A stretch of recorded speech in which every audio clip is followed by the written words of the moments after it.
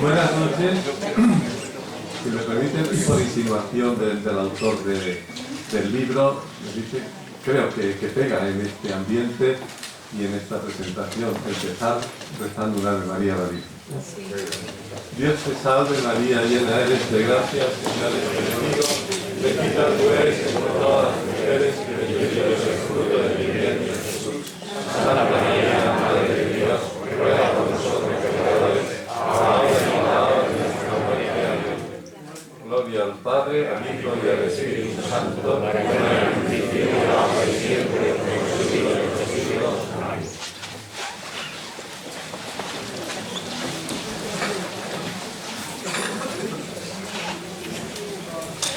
Bien, en primer lugar, y buenas noches a todos, agradecerles su presencia aquí en este acto y decirles que anoche, al llegar a casa, recibí la llamada telefónica de don Francisco Barroso en la que me pedía que como deán de la catedral lo presentara en este acto que nos ha convocado aquí esta noche. La primera reacción, como es natural, fue negarme. Pues como le dije, me pillaba con el paso cambiado. Pero inmediatamente se impuso nuestra amistad, la fraternidad sacerdotal y el hecho de ser el canónigo de la Santa Iglesia Catedral y en estos momentos, aunque todavía no he tomado posesión del cargo, ser yo el deán electo de la misma Iglesia. Es por lo tanto para mí muy grato el presentar a un miembro del Cabildo que, aunque emérito, no permanece inactivo y fruto visible de esa actividad y creatividad es el libro que hoy se presenta, porque conviene no olvidar que los sacerdotes eméritos siguen desarrollando una actividad sacerdotal que solo Dios conoce. Por otra parte, los cabildos, saben todos, ha sido desde sus orígenes fuente de cultura, de espiritualidad y vida cristiana. Y es labor nuestra, como capitulares, continuar en esta línea, aunque las circunstancias y los tiempos han cambiado y mucho, tanto en la Iglesia como en la sociedad. Pidamos al Señor que nos ilumine y nos ayude. Pues bien, paso a hablar de don Francisco. Don Francisco Barroso Silva, tienen puesto ahí también en el libro, nació en la Colosera en el año 1936, aunque viéndole nos cueste trabajo creer que hace tanto tiempo que nació.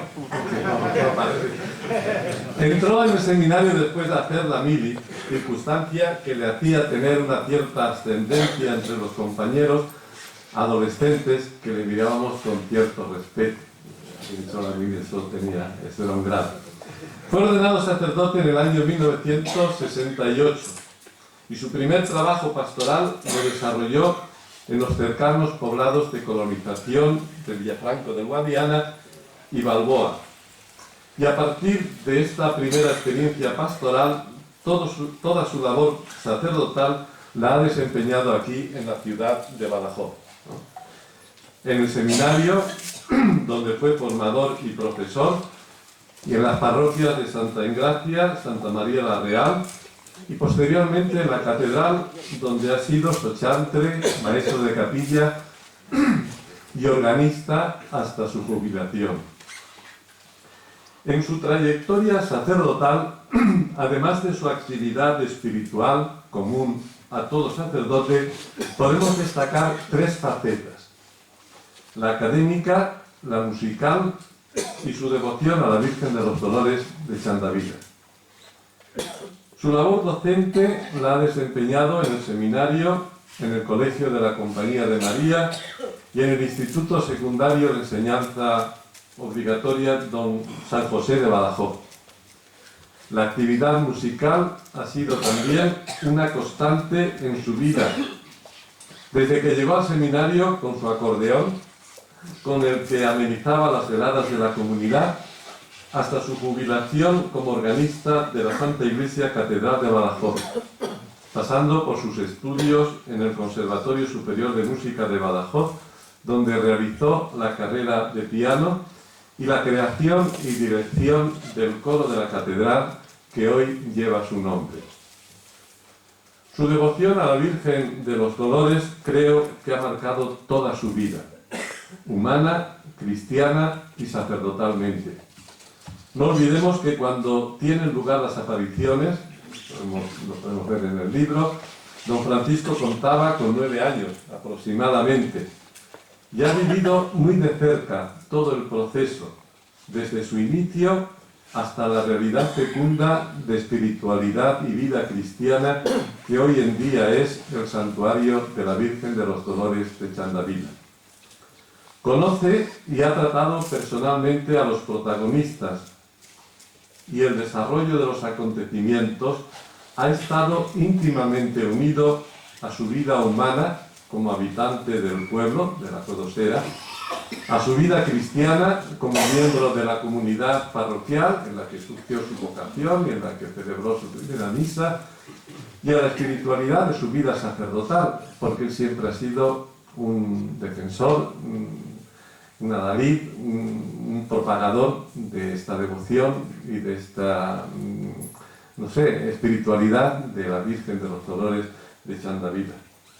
Por todas estas circunstancias, creo que don Francisco es el hombre, el cristiano y el sacerdote que mejor nos puede contar esta historia de amor de la Virgen a su pueblo.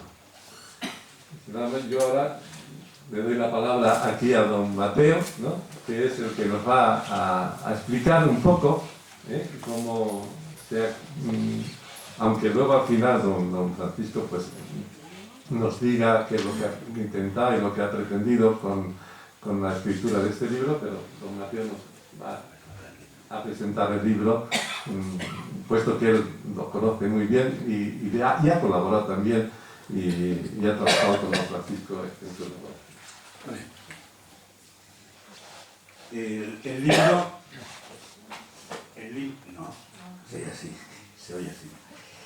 El libro que esta noche presentamos es un libro esperado ya, hace ya mucho tiempo, por muchos, y además es un libro absolutamente necesario para poder entender en su verdadera dimensión pues los sucesos de Chandavila. Hace unos días el periodista de la diócesis, el director de Iglesia en Camino, que es natural también de la Codosera, decía algo que de especial interés, decía: con este libro se termina la posibilidad de escribir algo nuevo sobre Chandavila, porque aquí están recogidos los testimonios directos de los protagonistas de aquellos sucesos de mayo de 1945. Y de aquí en adelante será solamente pues citar fundamentalmente este libro para cualquier trabajo que se quiera realizar sobre Chandavila. La mayor parte de los testigos han muerto, con lo cual pues hay muy pocas posibilidades de aportar algo nuevo. Uno de esos testigos, que gracias a Dios sobrevive y nos hace este regalo, es don Francisco Barroso. El libro está bellísimamente trabajado por la imprenta Testigral. Han puesto un cariño y un cuidado especial en esta edición. También han puesto ese cariño a la Virgen Santísima. Ellos sabían lo que estaban haciendo. Por eso al final del libro, en un anexo, pues se recoge una colección de fotografías que yo considero que son únicas, interesantísimas, valiosísimas, rescatadas muchas veces de originales que ya iban perdiendo el colorido, iban perdiendo pues la significación de lo que querían informar, ¿no? Con el paso de los años pues se han ido estropeando.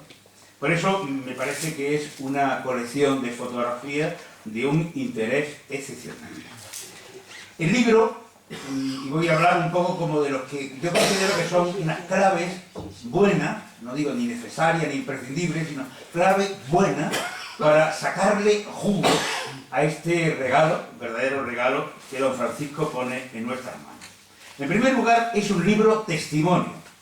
Es decir, no no es una simple narración de hechos que sucedieron hace 70 años, sino que esa narración tiene pues la fuerza de alguien que se siente testigo de aquellos acontecimientos.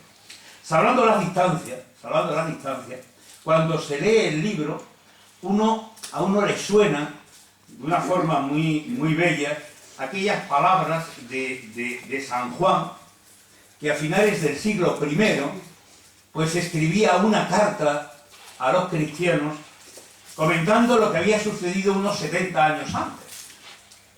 Y lo decía con esa fuerza que tiene el evangelista, y dice en la primera carta: lo que hemos oído, lo que hemos visto con nuestros propios ojos, lo que contemplamos y palparon nuestras manos, de eso damos testimonio y os anunciamos. Pues, como digo de una forma semejante, nuestro autor repite con frecuencia, cuando narra acontecimientos o habla de personajes, dice: de eso yo fui testigo, o eso lo vi yo. Por ejemplo, recuerdo ahora pues cuando habla de los estigmas de una de las videntes, de Afra, que algunos pues han puesto en duda, ¿no? Entonces él, con una fuerza del testigo, dice: no, eso lo vi yo. Yo he visto las huellas de la pasión de Cristo en el cuerpo de Afra. Por eso es un testimonio en el cual se nota el ritmo del corazón apasionado de un testigo. Un testimonio que, como el de antaño de San Juan Evangelista, ha estado, y por eso es distinto. Los expertos en el cuarto evangelio nos explican que el cuarto evangelio es distinto que los demás, porque el cuarto evangelio está escrito después de haber estado orando mucho, recordando, contemplando pues todo aquello que sucedió. Es un evangelio trabajado en el corazón. Bueno, pues este libro es un libro trabajado en el corazón de don Francisco durante muchos años. Por eso él da importancia a cosas que son pequeñas, aparentemente insignificantes, y otras que podían parecer pues especiales, pasa casi de puntilla sobre ellas. Todo esto está escrito, todo el libro está escrito en un estilo sencillo, directo, como es don Francisco, ¿no? Un estilo popular que puede entender toda la gente buena, la gente sencilla, las que van a ser mayoritariamente los lectores y las lectoras de este libro.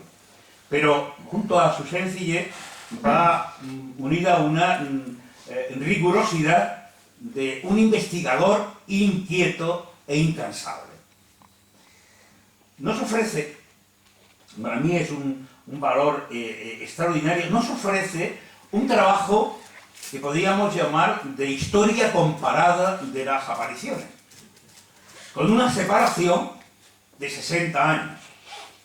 Es decir, en el libro nosotros podemos comparar, podemos contrastar lo que afirmaron los protagonistas en mayo y en junio del año 1945 con lo que esos mismos protagonistas, después de 60 años, pues dan testimonio de lo que vieron, de lo que sintieron, de lo que experimentaron en sus vidas.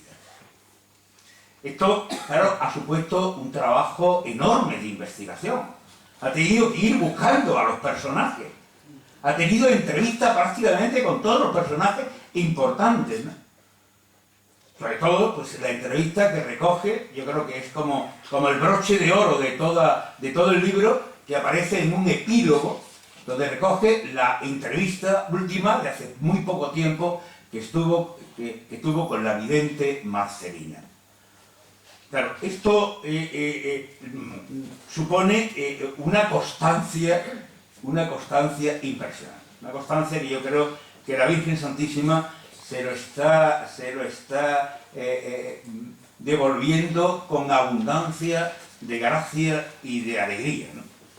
Ha ido a la fuente, ha hecho muchísimos kilómetros para hablar, porque muchos de los testigos pues, se han perdido por ahí, ¿no? Han tenido que ir, a lo mejor a trabajar a Cataluña, o están en otros sitios con su familia, ¿no? Entonces, hay que subrayar la excepcional circunstancia también que le da una fuerza muy grande al libro, y también para hacer esta comparación, que es que en un pueblo tan pequeñito, hace 70 años, en el año 1945, cuando empieza pues este pequeño revuelo de que parece que la Virgen se aparece, no es algo que queda entre los vecinos, sino que tenemos allí presente durante más de un mes a un periodista especializado en los temas del diario Informaciones de Madrid, que va mandando regularmente pues las noticias, los comentarios, las entrevistas. Es un material con un valor impresionante. Junto a eso, pues por cosas de la vida, de la casualidad, mejor, de la providencia, pues también estaba allí un sacerdote carmelita, pues muy bien preparado, que era amigo del entonces párroco de la Colosera. Esto hace que la información que tenemos de esos 2 primeros meses, de mayo y junio del año 45, tengan pues una consistencia impresionante. Porque además es un gran periodista. Don José de la Cueva es un gran periodista.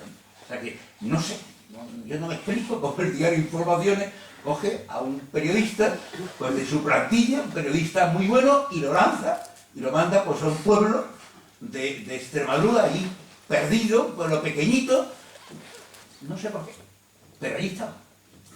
Porque es la providencia la que hizo posible aquello, ¿no? Entonces pregunta, hace fotografía, la primera fotografía que tenemos del árbol, donde, sobre el cual se aparecía la Virgen del Castaño, pues la hizo José de la Cueva. La fotografía de Marcelina, pues en aquellos días lo hizo José de la Cueva. La fotografía de Afra lo hizo José de la Cueva. La fotografía de cómo era el pueblo, las casas, en esos días, lo hizo José de la Cueva. Y como digo, estuvo pues bastante tiempo allí, ¿no? Entonces, don Francisco retoma todo lo más importante de esos testimonios de hace 60 años y los pone al alcance nuestro y los compara con lo que esos testigos de aquel entonces pues dicen y confirman ahora, ¿no? Por eso creo que el libro tiene desde el punto de vista de investigación, tiene un atractivo muy grande, ¿eh? Después tiene una originalidad, y es que no narra, fundamentalmente, no hace narración de los hechos, una sucesión de hechos, ¿no? Sino que se centra, creo que es casi un estudio psicológico, se centra en los personajes. Pero esto nos ayuda a darle valor al testimonio de los personajes, porque nos escribe de una forma preciosa, pues cómo eran esos personajes, quién eran sus padres, a qué se dedicaban, qué es lo que hacían, cómo pensaban, cómo se expresaban, incluso pues eso, con las mismas palabras, cómo describían ellos pues esos acontecimientos excepcionales que estaban viviendo.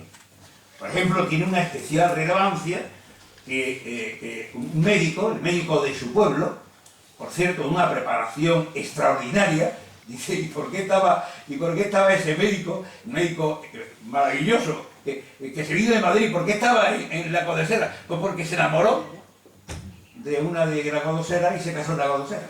Entonces dejó lo que podría haber sido una carrera estupenda de investigación y vino a vivir ahí. Y nos vino estupendamente, porque es el médico que hizo muchos de los informes fundamentales de los sucesos de la Colosera, don Gerardo Gómez Trigo, ¿no? Que es, como digo, un médico con una preparación impresionante.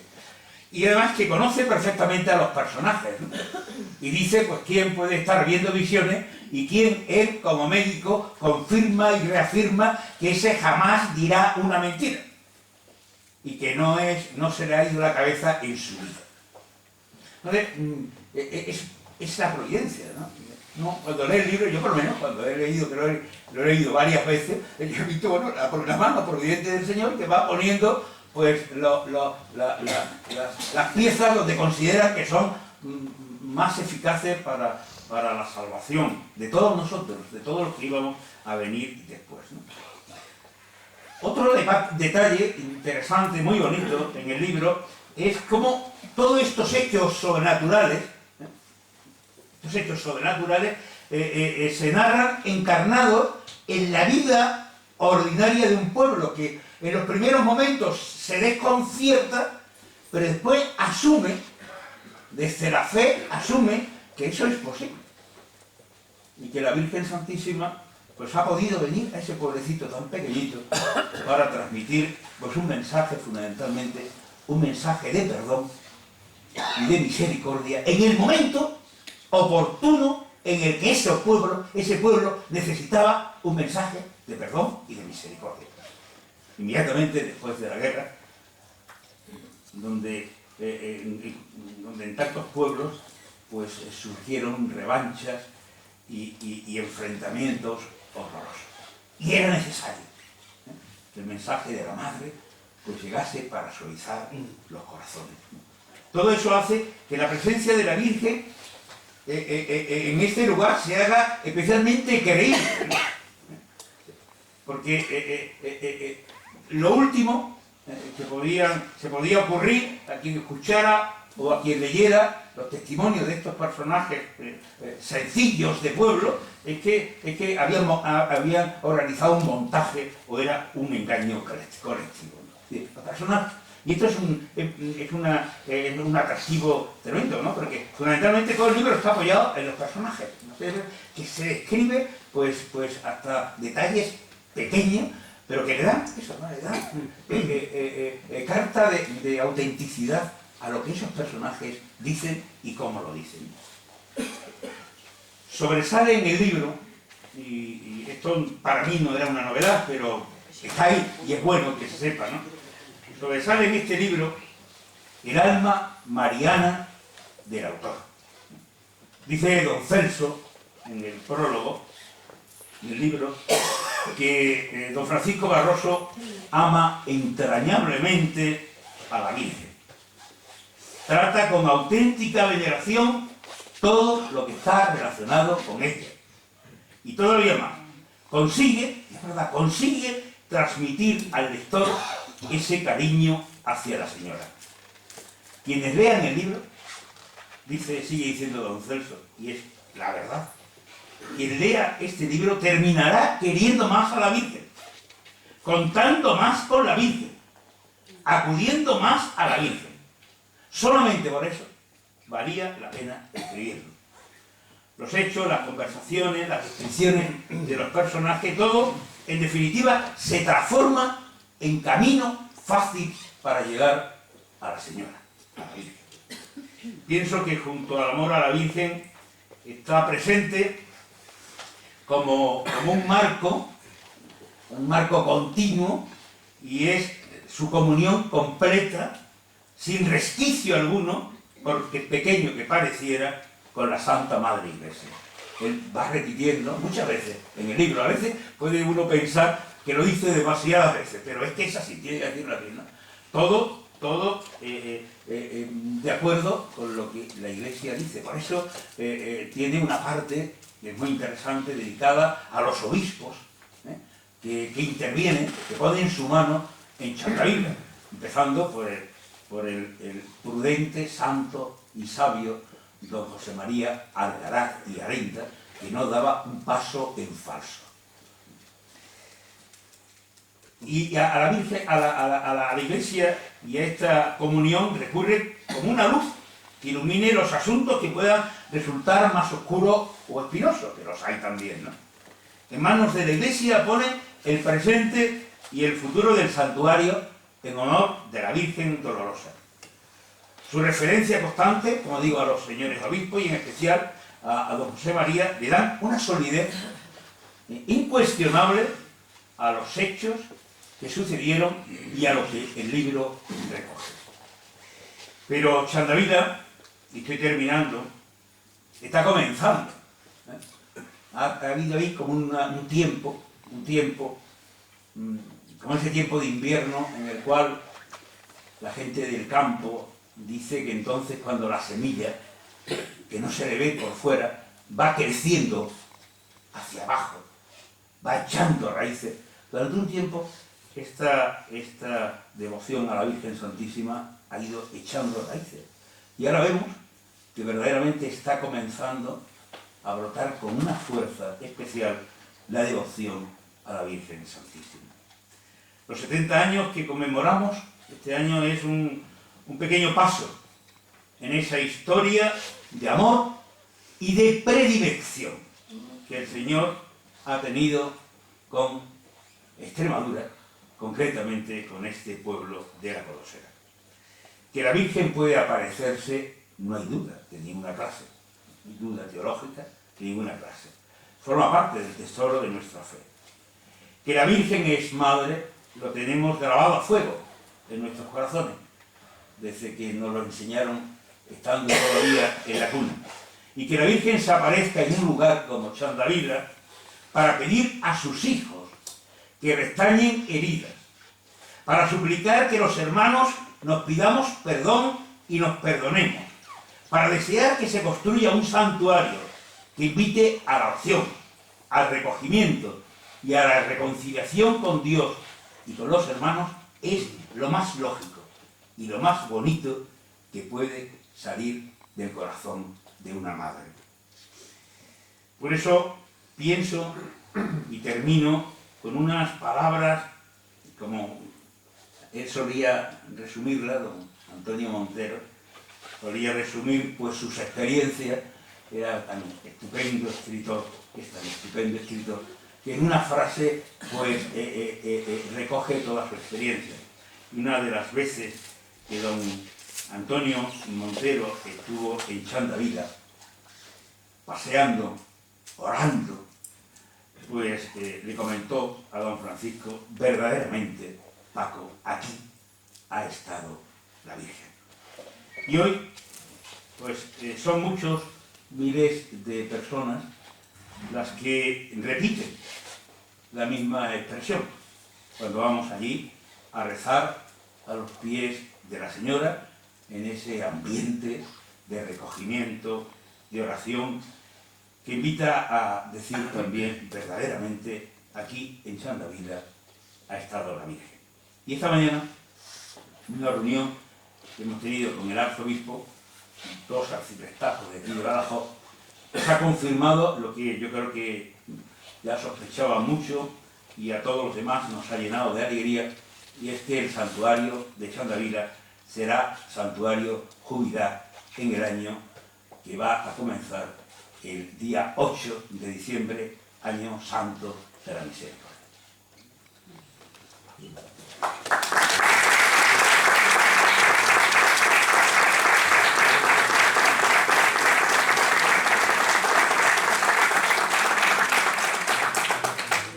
Pues ahora tiene la palabra el doctor, que estará pensando, ¿verdad? Que digo yo, después de la misa, pero bueno, siempre tiene cosas que decir, y muy bien dicho. A ver qué digo. Lo primero que tengo que decir es gracias. Gracias a don Julián, a don Mateo, a los sacerdotes, compañeros que están aquí, al párroco de Chandavila, que está aquí, y a todos ustedes que han querido venir a ver qué pasaba aquí esta tarde con la presentación del libro. Tantos amigos y amigas que me conocen y que conozco. Así que, gracias. Luego, la razón por la que yo me metí en este lío de escribir un libro, que eso es muy complicado. Yo muchas veces digo, si de esta escapo y no muero, no quiero más rodar al cielo, porque es muy complicado. Pero yo siempre he tenido la inquietud de lo que sucedió siendo yo niño, que fue ver a aquella niña de rodillas por aquel paraje de espinos, de lajas, de de lechos secos y no hacerse ni un rasguño. Aquello queda impreso de una manera muy fuerte. Y luego ver yo durante toda mi vida como codoserano, ¿no? Y no desvincularme del pueblo mucho, pues ver que ese acontecimiento nadie jamás lo ha negado, porque lo vieron muchísima gente. Y eso era una evidencia tal que allí en la Codosera, por pequeño que sea el pueblo, hay gente no creyente, como en todos sitios. Y hay gente, pero en lo que nadie dirá que aquello de que la niña fue de rodillas y eso no lo pueden decir porque eso lo vio todo el mundo. Entonces, eso es una realidad donde se verifica pues un acontecimiento que realmente es un milagro. Y entonces yo he visto cómo ha sido un goteo constante de peregrinos que van, rezan y se vuelven para atrás con sus ramitos de flores, la gente sencilla, la gente más sencilla de Badajoz, me acuerdo que iban en camiones, la gente, porque se ha aparecido la Virgen, vamos a verlo. Y con el tiempo yo he visto que mucha gente echa de menos por qué en Chandavila no ha podido suceder como en Fátima o en Lourdes, donde se aparecieron las niñas también y los niños, pero aquí no ha habido cosas extraordinarias. Aquí en Chandavila siempre es una cosa muy sencilla, muy primaria, muy simple. Es verdad que es el santuario más visitado de la archidiócesis, sin contar, por ejemplo, claro, Guadalupe. Chandavila no está nunca, jamás sola. Entonces, eso ha hecho, y sobre todo, el ver cómo la gente no puede entender que no sea una cosa grandiosa, a lo bestia, ¿no? Como son esas multitudes de Fátima con las antorchas, esas multitudes de gente también en Lourdes, en Medjugorje, ahora, claro. Y yo he meditado mucho en el Evangelio y intento plasmarlo. Es que el reino de Dios,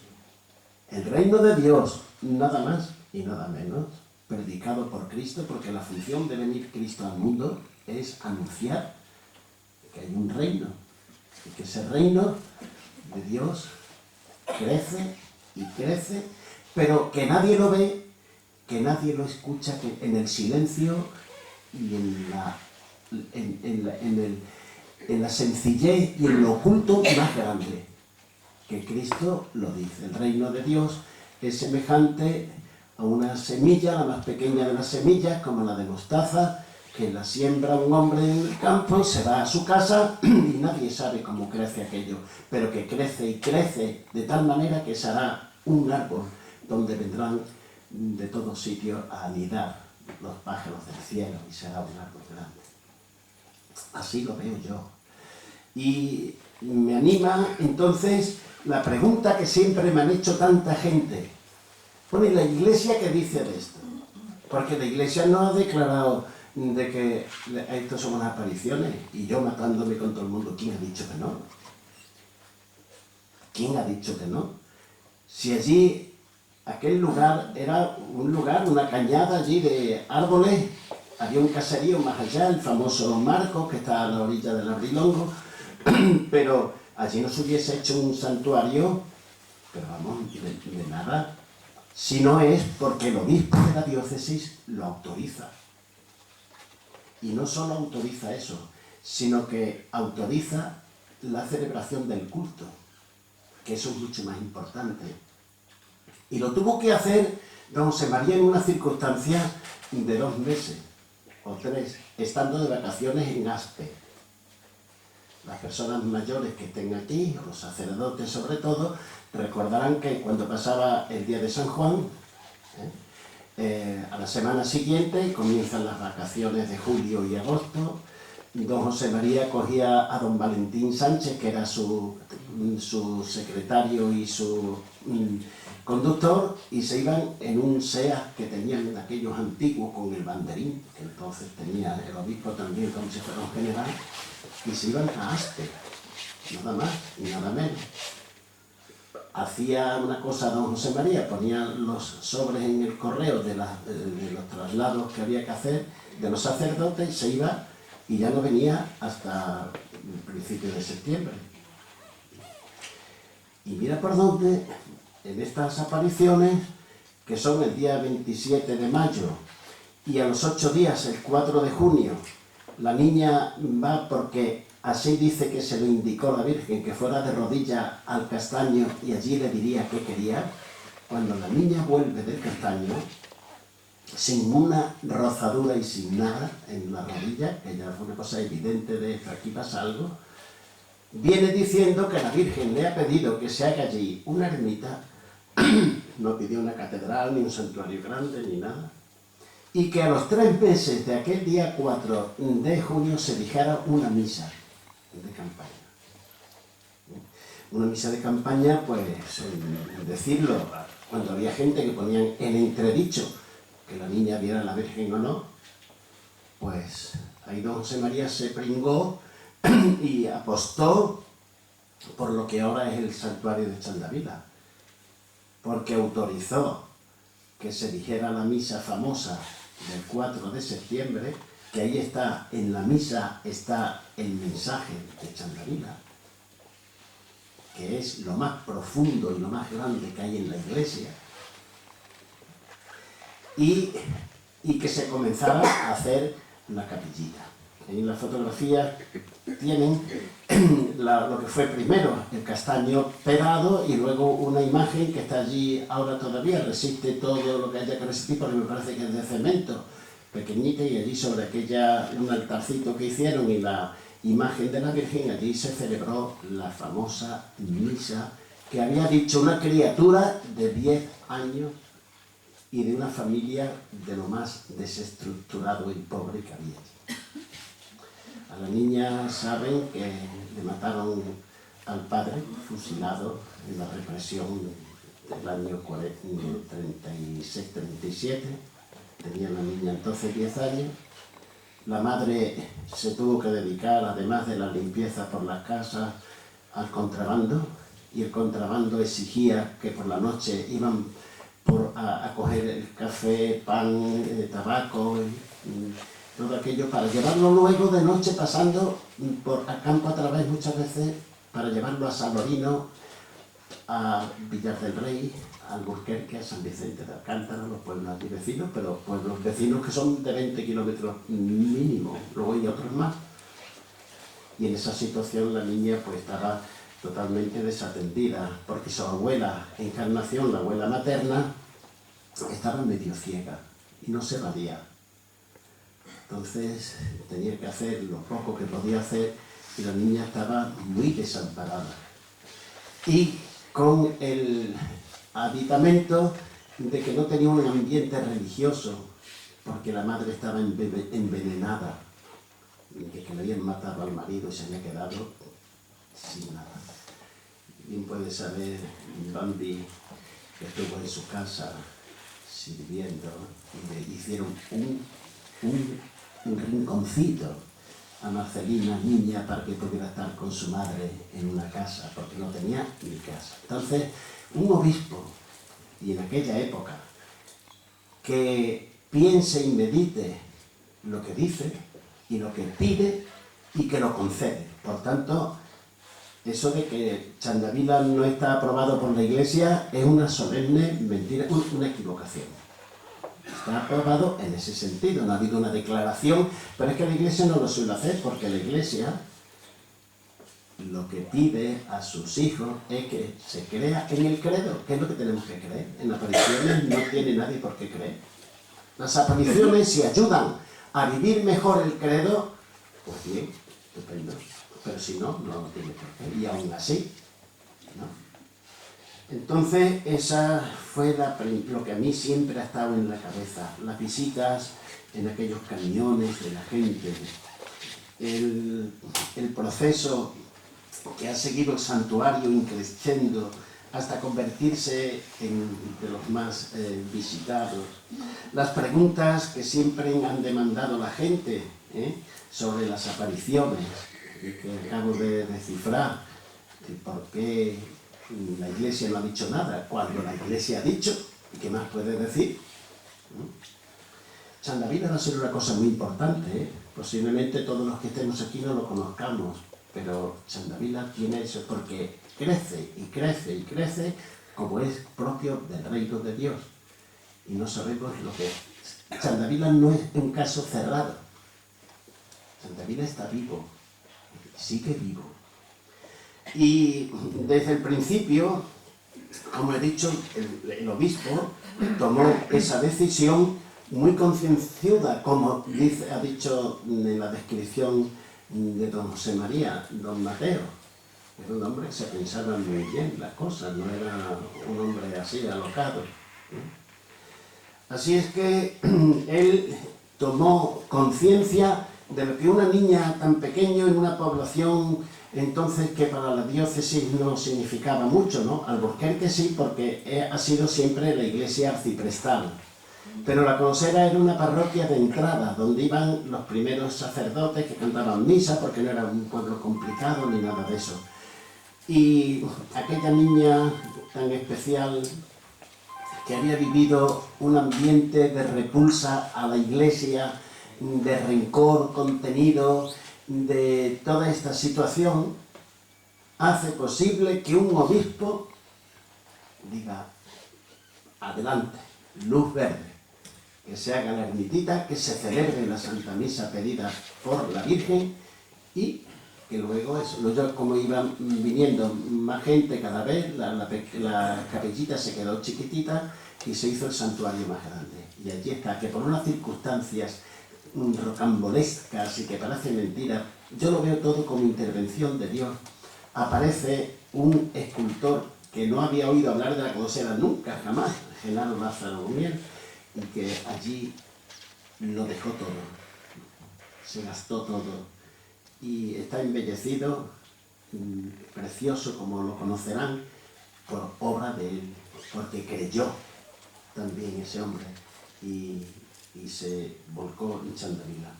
Así que la fe que se transmite por signos, ¿no?, que son los sacramentos, y la palabra, fueron la sorprendente ida de rodillas de la niña Castaño y el mensaje de la Eucaristía, que dijo haber recibido de la Virgen. Así es que, primero quiero que se tenga muy en cuenta esto, que Chandavila no ha surgido por una decisión de una cría que se le ocurrió decir aquello y luego no. Hubo gente muy crítica, sobre todo don José de la Cueva, también citado, que era periodista de Informaciones de Madrid, el padre Hilarión, carmelita, que era psicólogo y sabía y hacía un estudio. Yo esto lo he tomado de los libros y de los artículos que escribieron ellos, ¿no? Quizá el padre Hilarión sea difícil de leer porque hace un estudio que si el Vallejo Nájera, que si los franceses, no sé quién, que si la psicología, que si todas estas cosas, claro, se cae de las manos, pero un libro valiosísimo. Y como las cosas de Dios no tienen mucho que ver con el tiempo, ¿no?, el reino de Dios crece en lo oculto, sin prisa, en el silencio, ¿no? He aquí que después de mucho pensar y no entender mucho de cómo decirlo lo mejor posible, aquí está este librito que, eso sí, con mucho amor y esperanza, que he sacado para que se difunda en Chandavila la devoción a la Santísima Virgen y el amor a la Iglesia.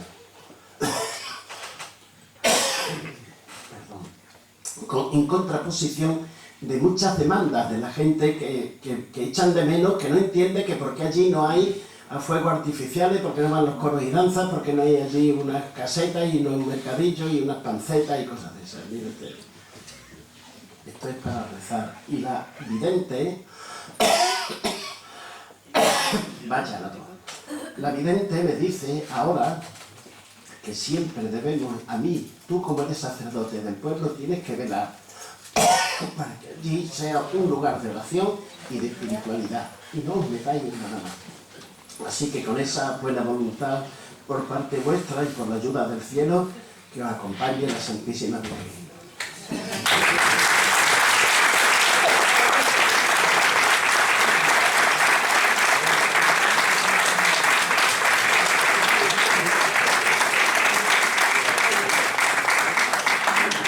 Bueno, como esto no es una homilía y no es la Eucaristía, gracias. Esta Inés es...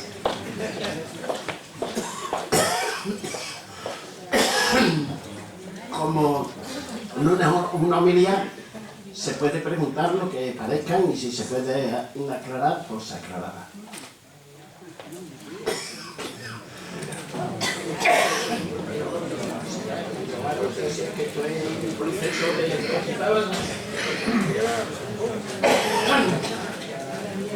¿Alguien quiere preguntar? Sí.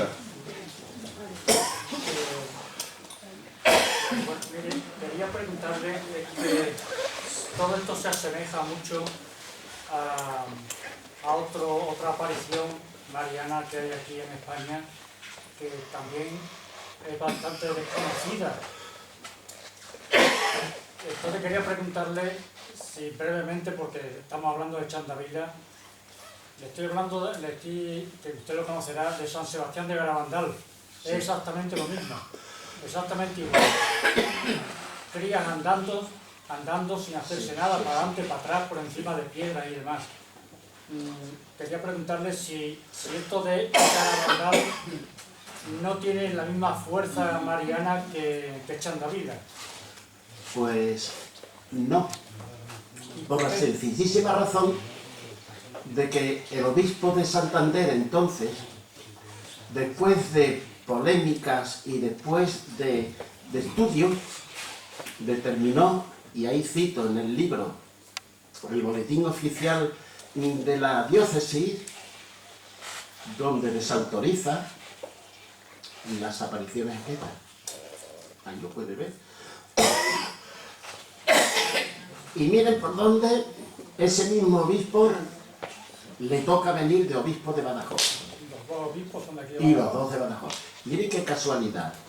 Porque donde está Dios, no crean que está muy lejos el demonio, ¿eh? Está lejos.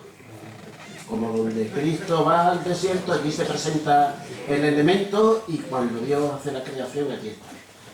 Eso es muy importante y en la pasión lo digamos.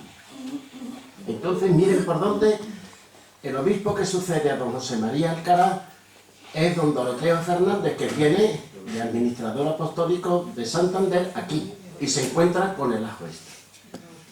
Y a mí me dijo, don Doroteo, dice, bueno, y esto que le estuve explicando así más o menos, y dice, bueno, te voy a decir una cosa, yo de apariciones no quiero hablar, que siga eso, porque bastante he tenido yo con Garabandal.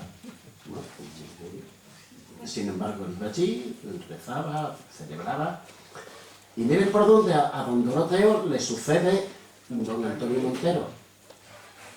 Los dos obispos en España que han tenido un problemón enorme con las apariciones. Y don Antonio Montero me dijo lo mismo. Dice, mira, ya esto yo no voy a reabrir nada, don José María instituyó la cuestión, pero yo no, a mí no me hables de apariciones porque yo vengo del Palmar de Troya.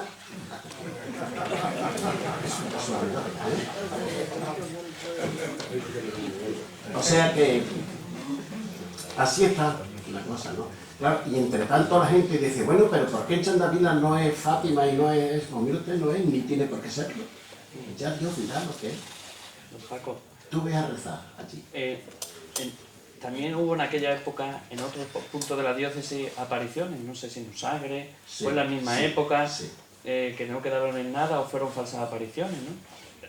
También le tocó al mismo obispo de Sí, entonces. así a don José María. Don José María. Claro, eso parece ser que pasa de vez en cuando, también en Arroyo de San Serván hubo, ahora hay unas apariciones que hay unas vedoras también en Valencia de Alcántara y en muchísimos sitios, pero luego ella sola pasa como el relato de San Pablo sobre Gamaliel, con los tejados. que pase tiempo. Si es de Dios, ya será. Y si no lo es, ellos mismos se terminan. Así lo veo yo y así suele suceder. Es decir, que en Usagre aquello, hay como, a lo que quería decir, que pasa como que la gente se contagia. Como el mismo suicidio no se publica nunca. Mira que hay suicidios en España, por ejemplo, no se publican nunca porque hay un mimetismo. Y para evitar el mimetismo, pues porque suele suceder. Y estas cosas, pues enseguida aprenden mucho también, porque hay que ver la que se lió en el Palmar de Troyas de Sevilla. Ahí hasta salió un papa.